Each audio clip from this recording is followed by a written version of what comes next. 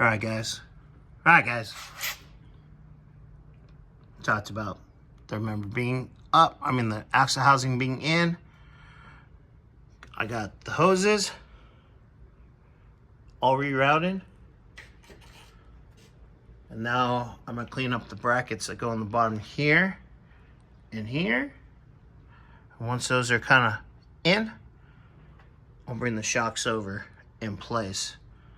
And luckily, I kind of got a helper because I didn't have to push up while I do that. But once the bottom of the shocks are in the brackets, it'll hold it all up. And then I'll clean the surface of that.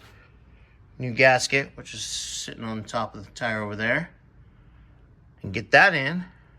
Once that's bolted in, then guess what? Axle shafts go back in. Yay! So hopefully the only thing I have left to do by the end of the day is putting the backing plates and the new shoes. And then we got the new hardware right there. And we get to bleed the brakes. Monday morning. Midday. I'm gonna say morning, but probably about midday. And this thing can go back to its home.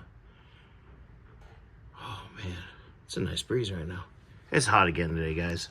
It's like 112 today. And finally there's a breeze. All right, guys. Well, I'll get you guys another update here in a couple minutes, or like 5-10 minutes. Go from there. Later. All right, guys. Well, like we kind of talked about, for the perch, I had to use that, make that a little bit smaller to fit the hole. Hey, you mind keeping it down over there? Sorry. Hi. He was just calling out the Mustang, but I'll tell him. You tell him to calm down a little bit? Yeah. Okay. I appreciate that. I think the Mustang peed itself a little bit. Poor Mustang.